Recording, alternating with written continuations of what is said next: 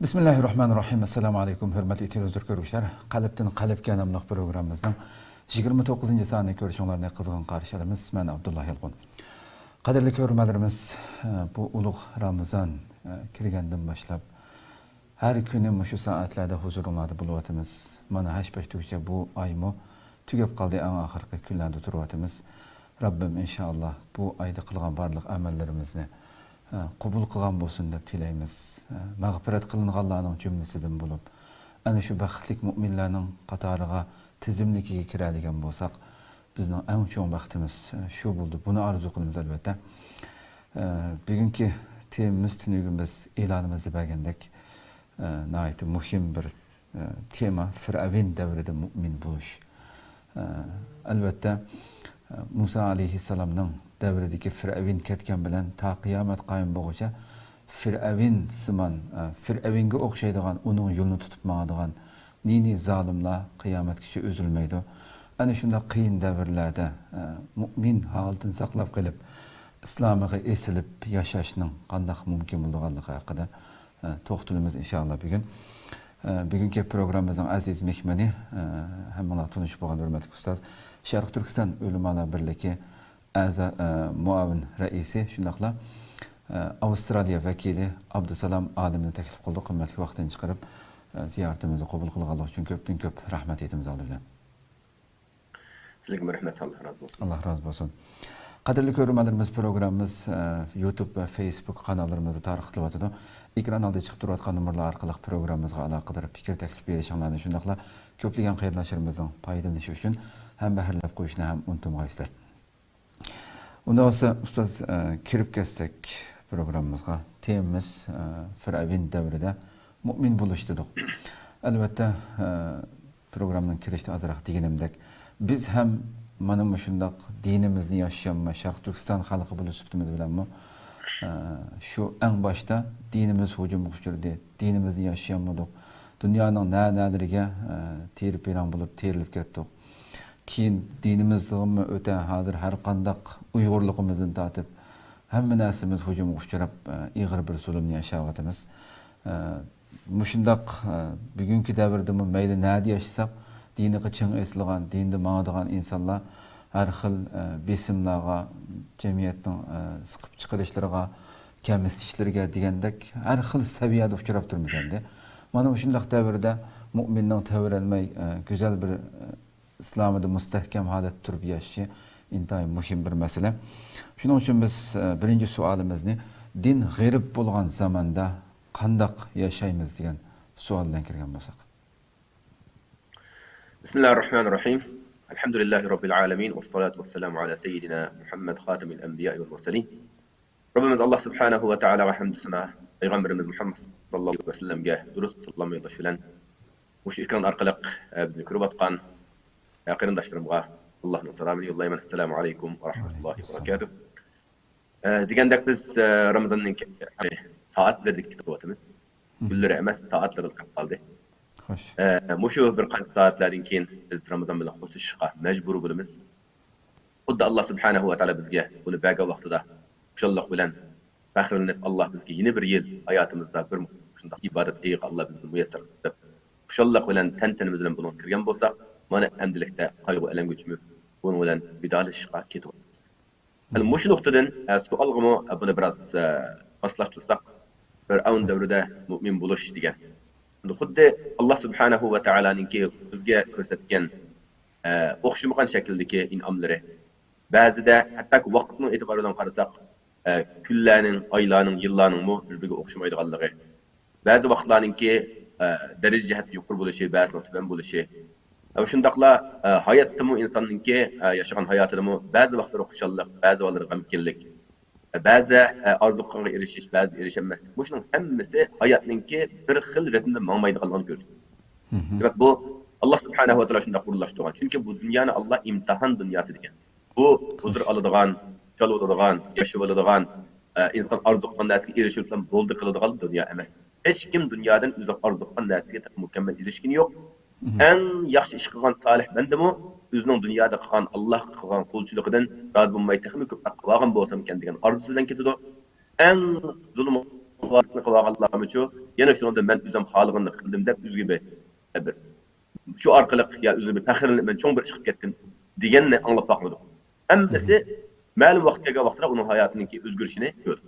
Noçunun noçusu mudun yarın ketti, yaxşısının yaxşısı mudun yani. Hoş. Demek endi bu Firavun'un devrinde Müslüman buluş ne hazırki devrinde sırasında vaxtımızda elbette hazırki devrimiz ya onun dergi umumiyüzlük okşap ketmesin məlum rayonlarda eşip ketken yeri var. Bizim vatanımız deyimiz. Rohingya Müslümanları deyimiz.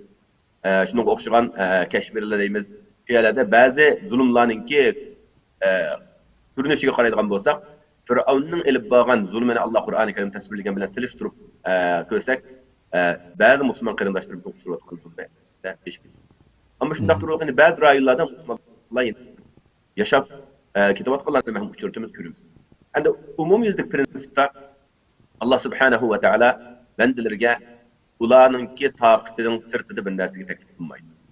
Bu nuqtani tushunishimiz kerak. Ba'zi inson deb ketadi, ben zade endi ben kuchim yetmaydigan yerga kelib ketdim. Mening bundan keyin hech qanday ishim yo'q deb hammadan voz kechib ketadigan, ruhsizlanib ketadigan, ma'yuslanib ketadigan bir holatni inson o'zi paydo qilib qoladi.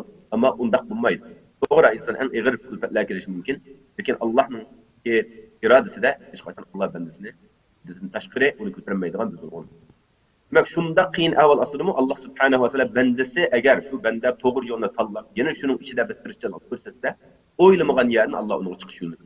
Yani bu çıkış yollarının birisine Allah Kur'an-ı Kerim arkalık bizler gösteren. Sizler ziminlerinlerde, bizanların imanını, İslamiyetini kodap yaşayanmasanlar, İslam'ınlarını, imanınlarını kodap yaşayacağına yagi birinler. Demek böyle biz İslam dininin getirdiğinin asatı da bunu hicret deyimiz. Bu hicret kılıç arkalık, yine bir insan Allah Subhanahu ve Teala'nın aldığındaki mecburiyetini kılışka yine izdense bunun yol berdiğini Allah Kur'an-ı Kerim. Eğer bundak mı imkaniyet bulmadan aslında insan gerçi uçuk aşkara görünüşün arkalık hakiki hem cihette İslamiyet'e olan iman olan yaşayanmasan evliyette İslam'da şundak buluş gerek. Dinişinden tarif, yürüyüştürüşün, hareketlerin, gap sözün hemmesi Kur'an-ı Kerim Peygamber'in uygun bolsa en güzel İslam boğan bulur. Bunu hem insan arzu kılır, hem Müslüman arzu kılır. Ama bunda bir fırsatga erişemeyen ahvalda, besim boğan vaxtida, zulüm boğanda, hatta ki bir adam özününki biz vatanımızda mesela bir esselamu aleyküm degan bir güzel söz, hiç kimde ziyan ekemez adamga faqat xushalliqla ekiladigan, baxt ekiladigan, Allah'ınki merhametli güzel söz işte mu, mani qilingan, tusilgan bir ziyada qanday qilish kerak deb insonning kallasiga xiyollar keladi, o'ylar keladi. Shu etish kerakmi zodi? Undaq bo'lgandiki biz zodi islomdan voz kechamiz. Undaq emas, islomdan voz kechib bo'lmaydi. Ama biz İslam'ını ayni boyunca yaşayamasak mı? Lekin İslam'ın mezmununu, İslam'ın mahiyetini yine yaşayalayız. Mesela fakat hicaplanışga ruxsat qilinmadi deyli, yağlaqni chekishga ruxsat qilinmadi. Undaq bo'lsa, onunğa shu yerga ad-darura tuqaddaru bi qadariha. Zarurat shu chek darajada shu qanchalik zarurat bo'lganda shunchalikcha Alloh uningga kengchilik qiladi. Demak, beshingga yağlaq atanmasang, bu ishingga bo'yinning asti tarafga kiyilishni uningga bo'lsa diqqat qilib ol. Mesela uzun key, yangraq key, mesela hicapniki ko'rinish talablar var mı? Yol yo'qdir. Birini qilmasang, qolgan qismini tashib etma. Voz kechib ketma. Qo'lingdan kelganini qil. Çünkü Allah yana şu ayette la yukellifullahu nefsen illa vus'aha. Allah bir insonni taqatini sirb qilishga majburlamaydi, qilishga buyurmaydi bo'lgandan keyin sening qo'lingdan keladiganini qil. Sen oshkor namoz o'qimasang, ishlagan yerlarini o'qimasang, buni mesela jami qilib namoz o'qishdan iborat masalalar bor. Yoki bo'lmasa maxfiy bo'lgan ahvollarda o'qish. Aşkaret, ruku tesbihini kılanmasan işaretten arkalık olsun mu? Xuddi bir ağırıp adam hareket kılanmağa vaxtda onunğa başka imkanı boğa vaxtda işaret arkalık, dili arkalık, qalbi arkalık namaz o'qish. Demek ki Allah'a bo'lgan qulchiligini izhor qiladigan da bu imkoniyat bo'lsa, imkoniyatninki musulmonlarcha yashash. Xuddi shu Fir'avnning davrida, shu zulmda har qanday bir odamning Musa alayhisalom agashdim deb qilishning o'zi jinoyat, uning kallasiga sig'gan shunday qiladi. Fir'avnning atrofida, shu o'zisida hizmetide bulup durup mu iman aytib, yani imanını yuşurgan halatta siyasi cihetten Müslümanlara yardım kılAllah buğan. Ve qala raculun mu'minun min ali fir'aun yaktumu imana. Yani şu Fir'aun'ninki ailesi içinde, şu dairesi de bir adam yine mu'min bir kişi bulup imanını yuşurgan halatta. Şu qanday fırsat kelganda Müslümanlara yardım kılalgan. Mesela siyasi noktada bu Fir'aun haddedin eş Musa'nın öttürmemdi. Bırak öttürmediği vaxtada bu çırayla siyasi yol bilen nayet bir güzel üslup bilen onunla reddiye bakın. Ataqutuna raculan en yaqud rabbi Allah. O fakat Allah min Rabbim digellik için bir adını ötküzmemdi o. Bu bizge nime fayda ekildi o. Ya bu bir cinayet ötküzmese, Adem öttemese, bu özünün gibi o. Eğer o rastçıl boğan olsa, o bizge mi faydası var? Eğer geçip kalsa. Eğer o yolg'onchilik o'ziga qaytadi emasmi deb eliqi bu yerda o'zining men musulmon men ma tarafda turman maydonim meniki iniq menimi billa o'tda deb ma'tol yo'lni tanlamasdan yana o'zining iymonini saqlagan asosda yana musulmonlarga shu sharoit ustida yordam qilganligini ko'ramiz. Ammo buning yana bir tarafi maydonini kaskin qilib oldiga chiqib men Musa alayhisolamga iymon etdim. Vallahi biri sen nima ish qilsan qil deb maydonga kaskin kirgan sergarlarning o'salini uchirtimiz. Endi bu har ikkisiga yo'l bor islom dinida. Qaysini qila olsang shuni qil. Ammo qilolmay qolgan odamni ayblab sen zodi islomiyatingni yushirding, sen musulmonlarchilik undaq bunda deb uni ayblaydigan, uni yo'q chiqaradigan ish to'g'ri emas. Demak, har bir odam o'zining doirasida ish qiladi. Payg'ambar alayhisalom davridimi musulmonlar nurg'un aziyatlarga duch kelgan. Bundimi Ammar Yasirningki misol oldimizda tariximizda iliq. Buni Payg'ambar alayhisolatu vassalam tasalli bergan. Taki buni urib qiynab Payg'ambar alayhisalom tillashga majbur bo'lgan vaqtida qiyin qisqaqqa badlashib bermay Payg'ambar alayhisolamningki hurmatiga zid keladigan gaplarni qilib salgan. Ammo o'zi shunchalik bearam bo'lgan. Payg'ambar alayhisalom buni anglagandan keyin nima degan? Sabr qil. In adu fa'ud. Sen bunun sen qalbingda iymon salomat bo'ladi ekansinki, tashqi ko'rinishidagi muomala u boshqa. Chunki Alloh sening qalbingni biluvchi. Bizning dinki arziydigan tarafida u qalbimiz bo'ladi. Biz tashqi ko'rinishimizda bak bir go'zal u islomiy qiyobat kirilib, ichimiz islomningki zinnati bilan zinnatlanmagan bo'lsa, iymonning nuri bilan qalbimiz bizilmagan bo'lsa, u yana bir ziyon. O cho'ng ziyonda munofiq kelib boradigan narsa. Eng muhim qalb masalasi. Payg'ambar alayhisalom Ammarga shu vaqtda in adu fa'ud. Agar sen yana majbur bo'lsa, endi zavalsan bo'ladi. Mademki seninki qalbing iymon bilan saqlanib bo'lsa, shu yetarli Allohga. Shunga bu masala hozirgi davrimizda ayni shu shaklda elib beriladigan. Alhamdulillah vatanimiz ichida bo'lsin, boshqa ravillarda diniy jihatdan qiyin qisqa qilgan qarindoshlarimiz buni g'oyat yaxshi hikmat bilan buningdan shu vaqtlarda texmi yaxshi o'zini iymonninki taraqqiy qilishiga izinib kelgan kishilarimiz, olimlarimiz, ustozlarimiz va yaxshi mu'min bandalar qarindoshlarimiz bor. Mesela ba'zi kishilarningki tarix olimlarimizningki tarixga nazar solgan bo'lsak, ular qiynalib, qiyin qisqa bilan turmalarga tashlanib qolgan vaqtim degan agar meni turmaga tashlasam bu mening uchun e'tikob qiladigan bir fursat. Alloh bilan yaqinlashib, bevosita Alloh bilan vaqtimni o'tkazadigan bir fursat. Agar meni palavatsam, u mening hijratim bo'ladi. O'ttasam mening shahodatim bo'ladi. Degandek hamma narsa eng yomon narsa ekansa, uning eng go'zal narsani chiqarib, ham go'zal islomning go'zalligini va o'zining islomning hayotida shunday to'liq manganligini ifodalasa, yana bir o'ziga shu ta'sirlaydi. Xo'sh. Demak, davrninki igizbas bo'lishi bu bir haqiqat, bu bir ochiq haqiqat. Agar masalan musulmonlar biz hozir qanday butun islomiy tarix shu bo'yicha ilgari kelib davom qilgan bo'lsa qanday bo'ladi? Musulmonlar eng kuchli paytidek, xuddi xulafaur roshidun Abu Bakr, Umar, Usman, Ali radhiyallohu anhu shularning davriga davom qilgan bo'lsa, nima bo'ladi desa, shuning ichida yana Allohning imtihonisi bo'lg'achqa, uni munofiqlar paydo bo'lgan bo'ladi. Ham bo'ldi shundaqmi? Usman roziyallohu davridan boshlab Ali roziyallohu davriga kelgan vaqtda nima ishlar yuz berdi? Sahobalar bor bo'lmasa, islomga eng yaqin, islom tarixiga eng yaqin haqiqatni eng yaxshi biladigan odamlar orasida bitta fasallar bo'ldi. Bu ketdi. Ana bu Allohning hikmati. Andikin dushman taraf bu kontrollikni qo'lga olib, ular zolimlar qo'lga davom qilib, nima qilgan vaqtida, bak ular davom qilib qolganda, u davom qilmaydi. Mumkin emas, har ikkalasini davom qiladigan muddati bor. Undan taraqqiy qiladigan vaqt bo'ladi, normal ma'noda vaqt bo'ladi, tuvallanadigan vaqt bo'ladi. Ammo uning sabablari ayrim masala. Hammasi. Zolimmi menga zolimlikda davom qilmaydi. Agar undaq davom qiladigan ish qilganda bo'ladi, mu'minlar ma'yuslik ketgan bo'ladi. Xuddi masalan ba'zilar iymonining ojizligidan ba'zilar ma'yuslanib, hozir duoning nima kiriga, duo qilishdan nima hal bo'ladi deb Alloh bilan bandaning bir bog'lanish. Bu hech qanday haq bermaydi deb, biroq ular duoning qimmatini, uning ahamiyatini ko'zga ilmasdan undaq gaplarni qilgan.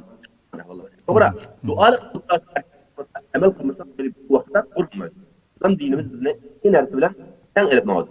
Birisi bu bizning Alloh bilan bog'lanadigan uzuqimiz. Duo orqali, namozimiz orqali, o'zimizning musulmonlarligimiz orqali.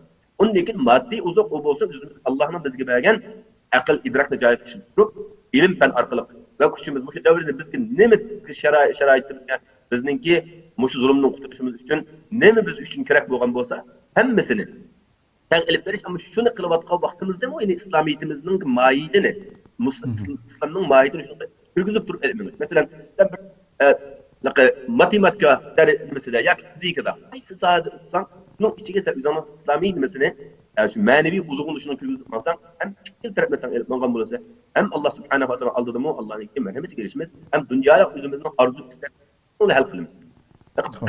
Birini tashlab qo'yish Ben manevi uzaklıkla tayin ettim de bir adam jangalga verip yüze hiç kim bilen uçraşmay, hiç kim bilen köreşmay, fakat amel ibadetle meşgul olsun. Bunu Allah yaktırımda yaktırmaydı. Bu ruhbaniye meselesi İslam dininde çekilgen narsa. Hoş. Çünkü biz hem nersiga ten kirimiz. Peygamber Aleyhisselam degan ailem var, onun mesuliyetini öteyme. Peygamberlik mesuliyetini öteyme. Ve ibadet Allah'ın kulu bilen Allah kulçuluk kılış mesuliyetini öteyme. Hem ten elip veriş, imkaniyetini derecede elip veriş. Bu şu şekilde mağazda, bazı da bunu yukarı derecede, Mangulun Muhtemelen bunu şerait için nakdir bazı. Bazı da onu verra kalıp elip veriş buludu, bazı da onu yüşürüp durup, taşkı kürünüşte çıkandaktır.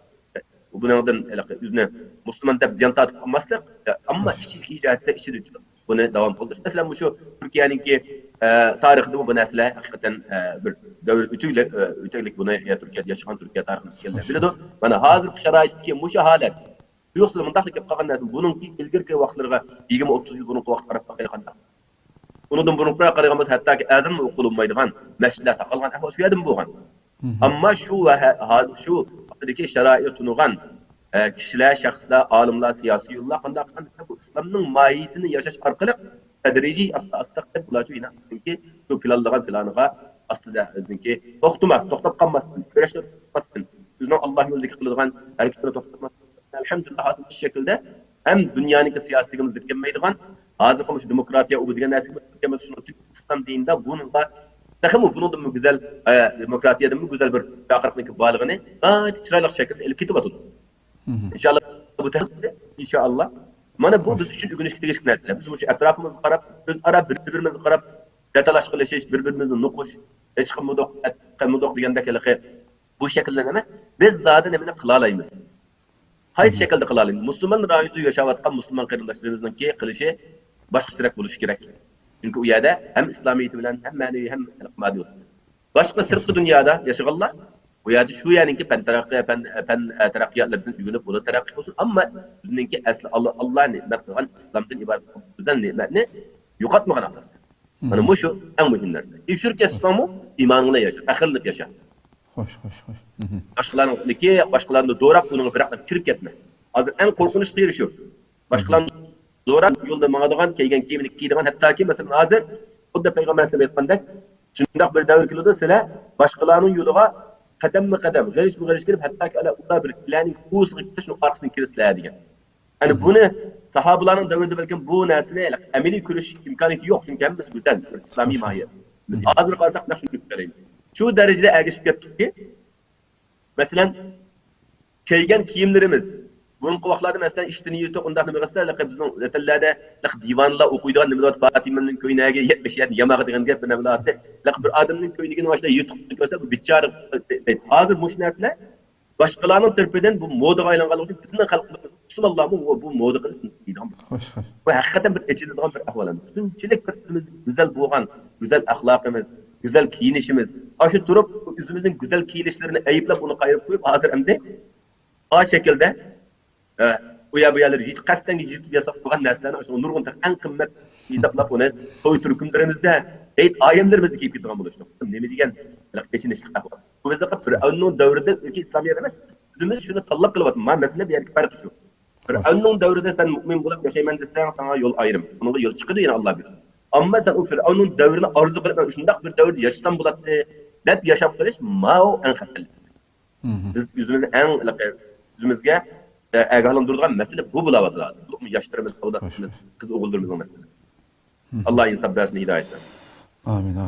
Köp rahmet nayeti güzel içip hele. Hem de şu ahırdı mı, sözlerini ahırdı mı dilemdi. Biz Müslümanlar tarihimizi qarısak mı, bizimizin milletinin tarihi qarısak mı, ne güzel şanlıq devrimiz ötken, onun keyinden yana mı şundak harlıq akbalığa düşüp kaldık.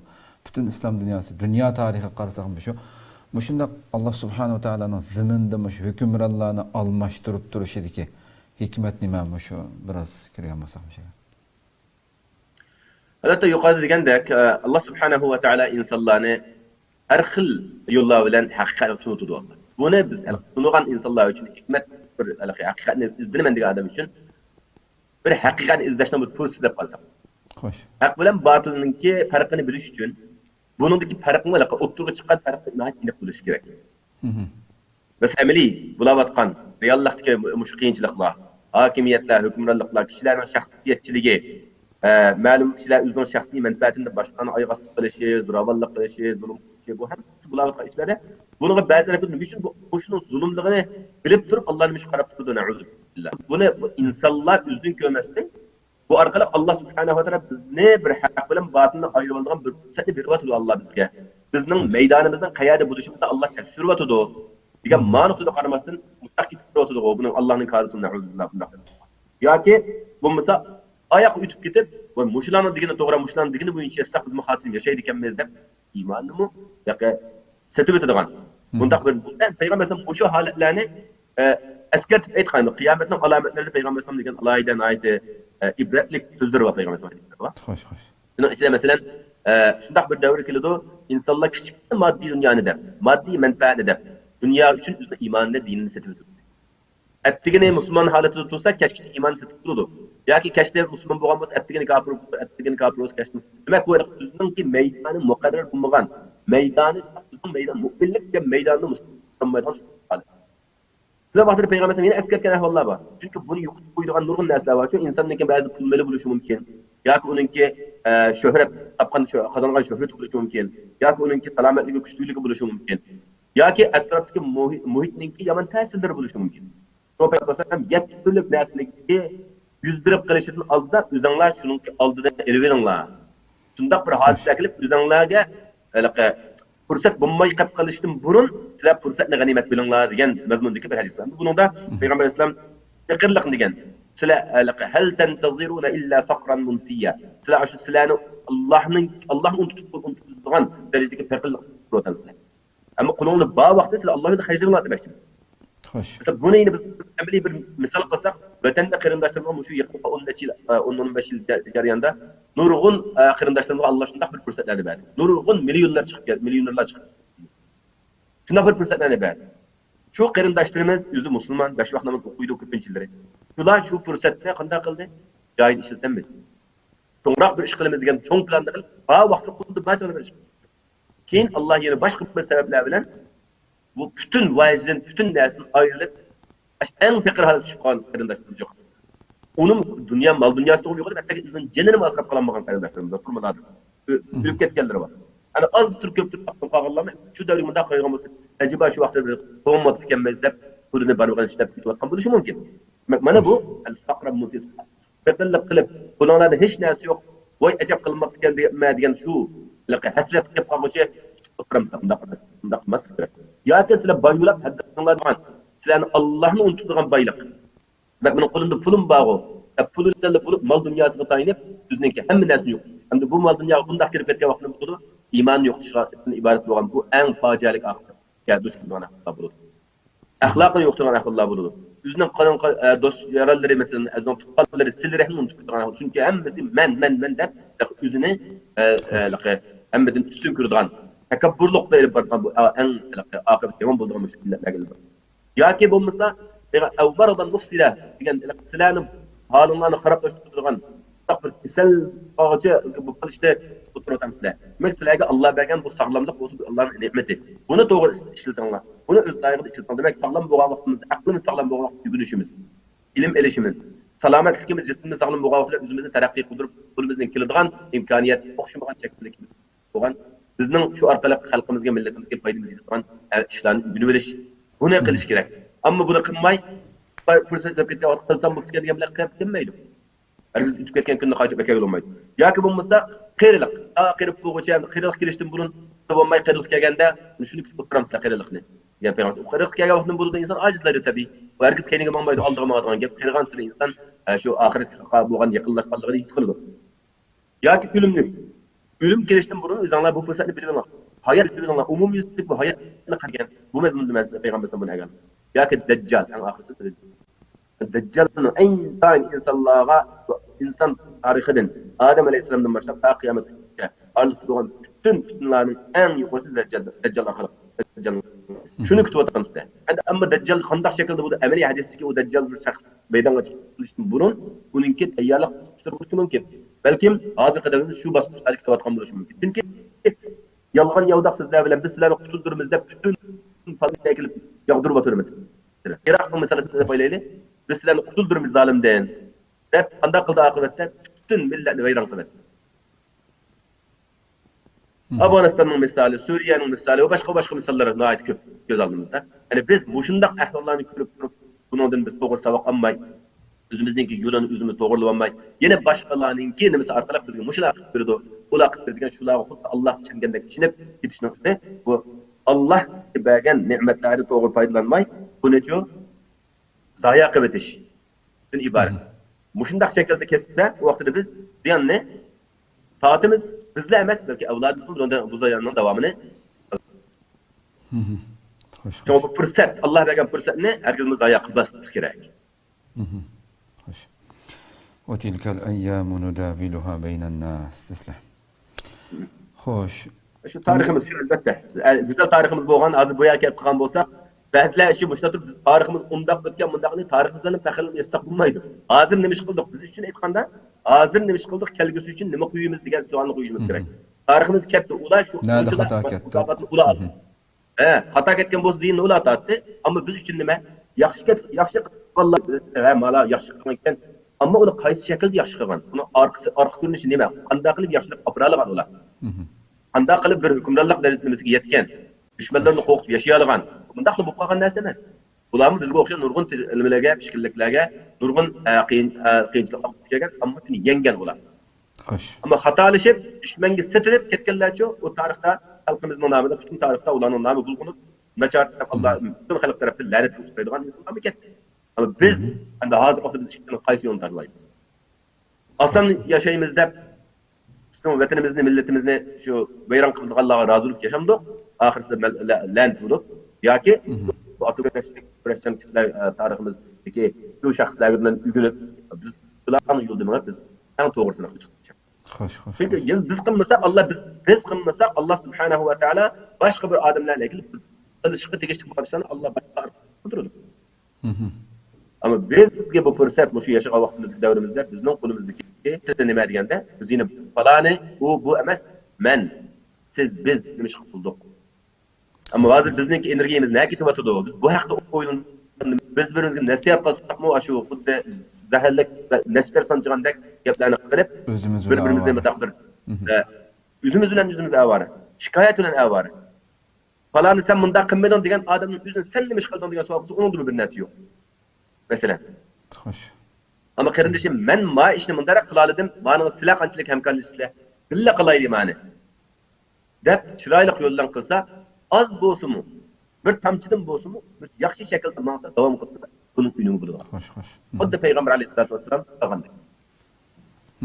Xo'sh.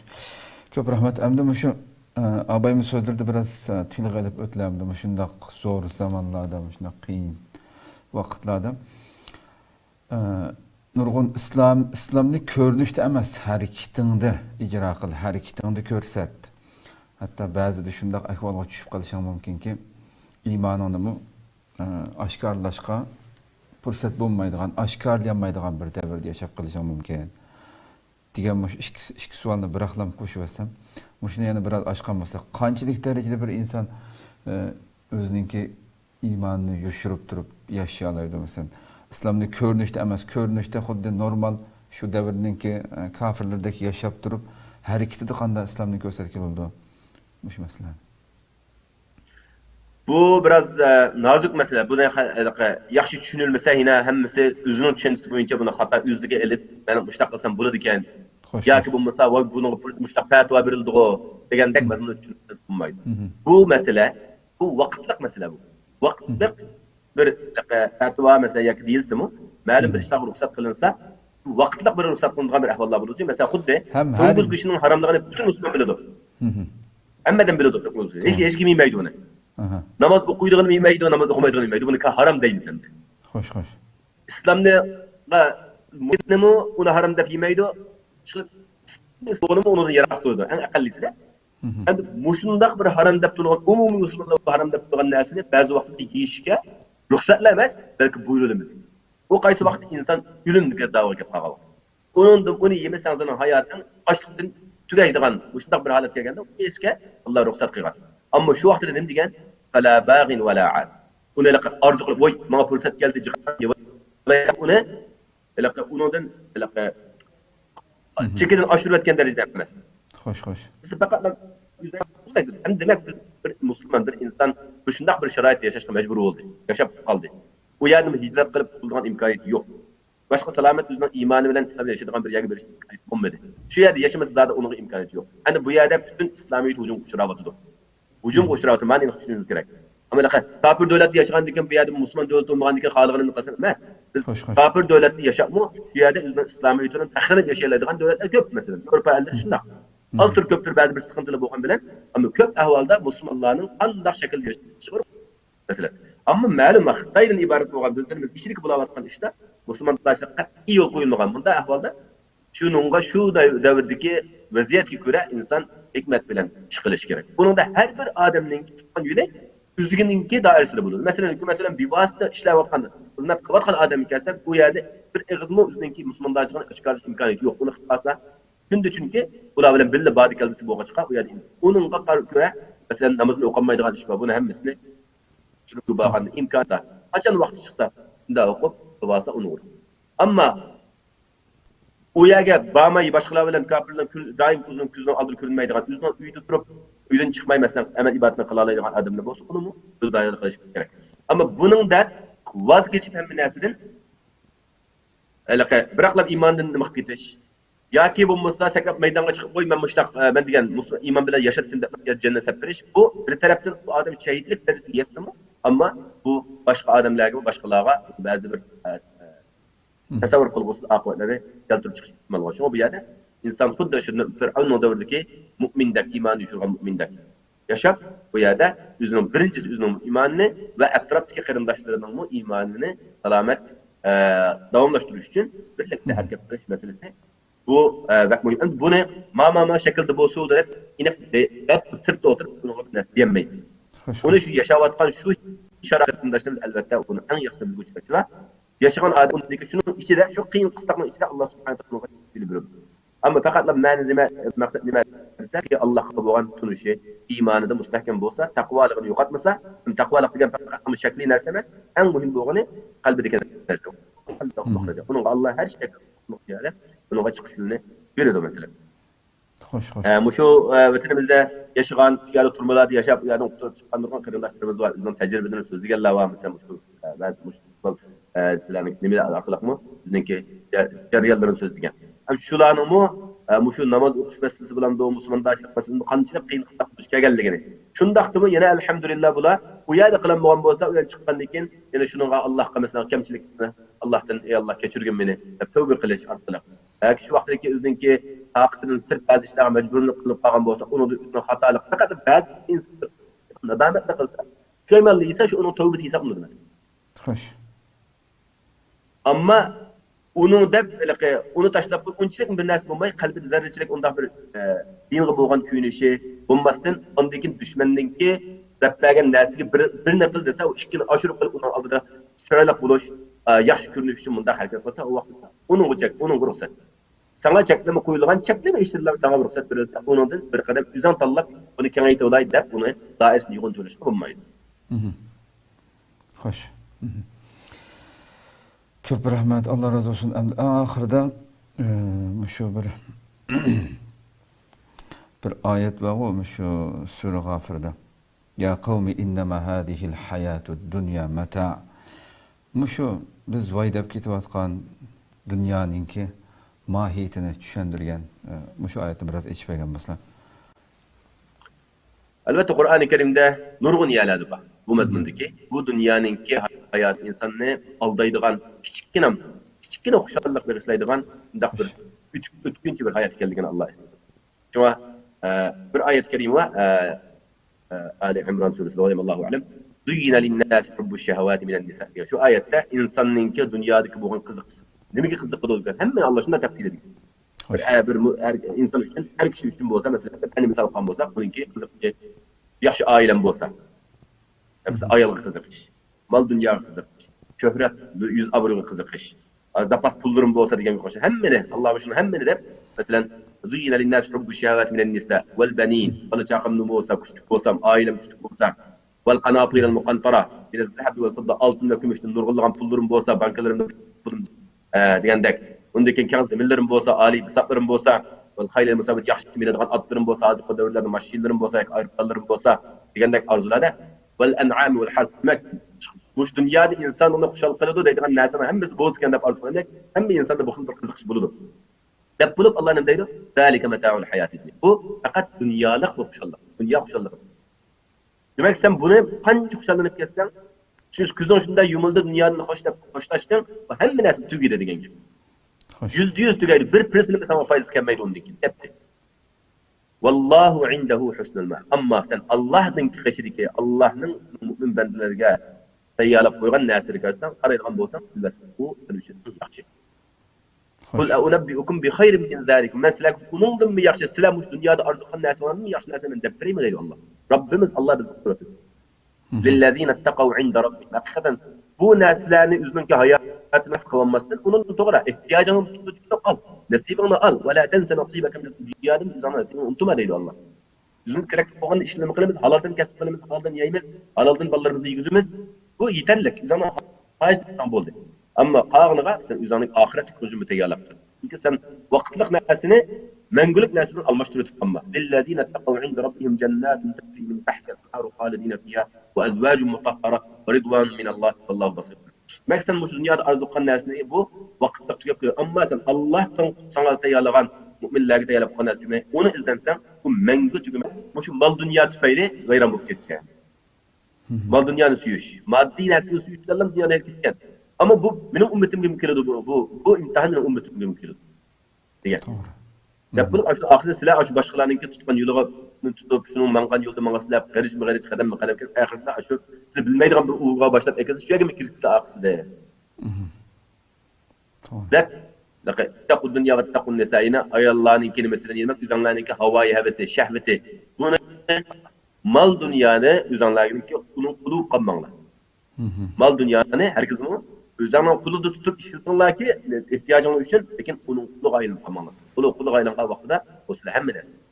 Xo'sh. Shuna biz o'sha davrimizda bo'layotgan ishlarning hammasi nima desa, ko'pincha odamlarning hayotida o'sha mal dunyo. Hammani qalaymagan qilayotgan narsa shu. Haqiqatda turib mustahkam maydonda turib o'zini kurash qilishdan iborat bo'lgan bir g'ururni yo'qotib ketgan narsa mal dunyo qiziqish. Va o'limdan qo'rqib ketish, ya'ni dushmandan qo'rqib ketish. Demak, voy buni gapini qilsam undaq bo'laman, bundaq bo'laman. O'zining sayesinde qo'rqib ketish. Ama buni nima deb payg'ambar qanday tasvirlagan bilasizlar? Al-vahan degan. Shundaq bir davr keldi. Siz shu qonunli gap yo'q. Ammo o'sini o'xshash qimmatli olmaydi. Chunki sizlarning qalbingizga vahan o'rnab ketgan, ojizlik o'rnab ketgan. Bu ojizlik nima ojizlik desa, hubbud dunyo va karahiyatul maut. Ya'ni shu dunyodagi kichkina hayotninki mal dunyosiga, xushalligiga shunga berilib ketish va o'limdan qo'rqish. Har ikkalisi agar inson o'ylasa, o'limdan qo'rqsaq keladi oldimizda. Uni biz bir minut chiqarmaymiz. Eng boy odam podshoh bo'lib yashagan bo'lsa, uning kelgan vaqtida bir minut kechirmaydi. Qachon bir podshohni yashayotgan gapni anlamadik hozir. Yoki bir boy uzunroq 150 yil yashab turganga o'xshash. Ya 50, ya 60, ba'zi 40-30 yoshda boshqa o'xshashlar bo'lib ketadi. Bu aniq. Ammo bu ishni ko'rib turibmi, yana biz shundan ibrat olmaymiz. To'g'ri. Dunyo qiziqishmi shunda? Bu shuni dunyo shunda bilamiz, ishlaymiz deymiz. İnsan mesela ishlasa bir o'zining faqatlam salomat yashashi, salomat bir o'ziga payliq bo'lgan ikki vaqt tamoqni joyida yeydigan, bizning bolalarga bu yetarlik yo'lga bir narsa beradigan bir holatga erishsa bo'ldi, alhamdulillah shu yetarlik. Payg'ambar alayhisolatu vasallam degan bir odamning bir yaxshi oilasi bo'lsa, bir tug'dak bir turog'usi bo'lsa, o'ziga bir yaxshi bir ulug' bo'lsa, bo'ldi, faqat hizatlahu dunya, uning dunyoning hammasi uning qo'lida deb tushunsin. Ammo bulavot qilish nimasi amaliyotda emas, bir uy bo'lgan odam va yana birisi bo'lsa deymiz. Bu da imkaniyating bo'lsa, tijorating yaxshi bo'lsa, ikkini olmasin. Yoki 3 ni 4 ni ol. Sen shu haqqini joyida ado qilib o'tamsan, zakatni berib o'tamsan, sadaqasini berib o'tamsan. Ammo shu olgan uyingni sen halol yo'lini ilib o'tamsan, harom yo'lidan emas. Xo'sh. Shundaq bir davlat keladi degan payg'ambar alayhisolatu vasallam. La ya'tiyanna an-nas zamanun la yubali al-mar'u bima la yubali al-mar'u olgan narsani shundaq bir davr keladi, shular o'zininki qo'lga tekkan narsani haloldan kelib o'tamdi, haromdan. Halalga qajdawatamdu, haramga qajdawatamdu, farq qilmaydi o'shunda davr keladi. Bu ham shundaq bir haqiqatga biz shundaq bir davr yashayapmiz. Mal dunyoga kelgan vaqtida hattoki iymon nima deb turgan. axloq chegirasini buzib o'tadigan, pul uchun, kichkina mansab uchun, yoki kichkina huquq uchun, kichkina nom uchun shunday qilib o'tirishlar. Demak, hammasi nima? Mushu bizni aldab qo'yayotgan mushu aldamchilik. Nima biz birilib ketganligimiz. Va mal hayatud dunya illa mata'ul g'urur. Dunyo hayoti bo'lsa insonni mag'rurlik qilib boradigan, odam aldaydigan shunday bir narsa. Fala taghurrannakum al-hayatud dunya. Qur'oni karimda Alloh sizlarni bu dunyo hayotidagi bu kichkina go'zalliklari, go'zallikni aldab qo'ymasin deydi. Buni o'xshagan oyatlarni nurg'un yerlarda uchirtimiz. Ammo biz deyishga chiroyli, anglashga chiroyli qo'y shundaq deb to'g'ri deymiz, ammo biz o'zimizning naq maydonda muomilalarimizda, ish harakatlarimizda qilgan bo'lsak, hammamizda o'zimizningki o'ngishmasak bo'lmaydi kamchiliklarimiz, nurg'un xatoliklarimizni borlig'ini o'zimiz qilib chiqa olamiz. Shunga endi mushu gap so'zlar orqali, mush so'rovlar orqali inshaalloh ham bizimga va boshqa qarindoshlarimga bir kichkina nasihat bilan bir haqiqatga qaytish, bir haqiqatni to'g'ri qilish, hamma o'zimizga eng oddiy bo'lgan bir xatoliklarni o'ngishga bir sabab bo'lib qolsa, inshaalloh bu hammamiz uchun foydali. Alloh subhanahu va taoladan bu mushu oyda qilgan yaxshi amallarimizni qabul qilish va mushu tirishchiliklarimizni Alloh subhanahu va taolo dargohida qabul qilib, butun o'zining marhamatini bizga berish orqali bizningki kelgusimizni, hozirgi davrimizdagi o'zimiz bo'layli, avlodlarimiz, oilamiz va atrofimizdagi qarindoshlarimiz bo'layli, bizni yaxshi ko'rganlar bo'lsin, yomon ko'rganlar bo'lsin. Buni hammasini Alloh subhanahu va taolo hammamizni isloh qilib, hammamizningki qalbini birlashtirib, o'zimizningki bizga hammamizga kerak bo'lgan, hammamizning ustiga farz bo'lgan shu vatan millat masalasida ustimizga, shu zaminimizningki bizning ustimizdagi haqqini ado qilishga Alloh hammamizni o'z loyiqida xizmat qildirishiga, bizlar shu xizmat elishiga Alloh yar yurak bo'lishini, bizga tavfiq hidoyat berishini. Amin, amin. Ko'pdan ko'p rahmat. Alloh razı olsun. Qimmatli vaqtini chiqarib bu güzel ma'lumotni berganliklari uchun rahmat. Alloh razı olsun. Qadrli ko'ruvchilarimiz, shunday qilib 29-sonimizni oxirlashdi. Fir'avn davrida mu'min bo'lib yashash. Qadrli ko'ruvchilarimiz, ya'ni nurg'un misollarni keltirdi. Vaqtimiz qisqa bo'lg'achqa, albatta nurg'un mayli Qur'ondan bo'lsin, hadisdan bo'lsin, yüzligen misallar var. Bunu düşündürdüğün ama şunu açıdım ama şu kısa vakitten açıdım ama nayeti güzel şekilde misallar bile düşündürüldü. Nurgun kıyıncılıklarga, nurgun zorluklarga, nurgun zulümlarga uçuruşumuz mümkün ama dünya hayatı mana şunday sınak, haq bilan batılning körüşü ta kıyamet qayım boğuça devam kıldığanlığı, iniq ekanligini düşündük. Elbette hiçbir Allah yolunda tartkan, çekken azaplarımız, kıyınçılıklarımız hiçbir zaman aşının hemmesiga Allah'tan ümit kütken vaxtıda dünya hayatının meyli qançılık padişahlardaki yaşap kessek mi çeksiz boğan ahiretinin aldıda ikisini seliştirgan vaxtımızda hiçbir narsa emas ekanligini yüzlügen ayette yuqorida ustaz keltirdi. Yani Sure Nisa'da قل متاع الدنيا قليل والآخرة خير لمن اتقى ولا تظلمون فتيلا degan ayet mu nayeti güzel ha. Etkin ki Muhammed sallallahu aleyhi ve sellem dünya hayatı bekme azdı. Nayet az ahiret bolsa Allah'tan korkuduğun takvadarlar üçün ahiret hemmeden yaxşıdır.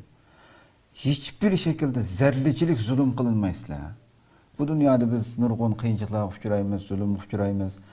Aşılarının hemmesininki hasselep, onun cezası çıkım ya dünyada alıdı Allah subhanahu ta'ala oladın, ya ahirette eşeddi boğan azabıga düşer kıldığanlıqını, hiç kimden kılıvağını kanmaydıqanlıqını Kur'an'da yüzlügen ayetlerde sözleydi bizge. Devamlıq bizden imanımızda müstehkem duruşunu öndeydi benim şundaq ayetleri ve Resulullah'ın ki sözleri olan bizni müstehkem tutup duruş için. Rabbim inşallah bizni tevrenmey meyli qaysi devirde yaşayla imanımız bilen yaşap, imanımız bilen Allah'a ruhimizi teslim kılışqa müyesser kılsın. Bu güzel ahirki minutlarda Ramazan'ın ki en Allah cehennemden her günü sanaksız kişilerini azat kılıp etediğin, cennetlik dep yüzüp etediğin başındaki saatlerde birbirimizge dua kılışayla aramızdaki bu husumetlerini, çıkışalmaslıklarını bulanı hemmesini kömü öteyle Allah'ın rahmetine müyesser boğan müminlerden bulayla kadirlik görülmelerimiz. İnşallah ayetki programımızda okşa saati görüşküçe aman boğayslar. Esselamu Aleyküm ve Rahmetullahi Teala ve Berekatuhu.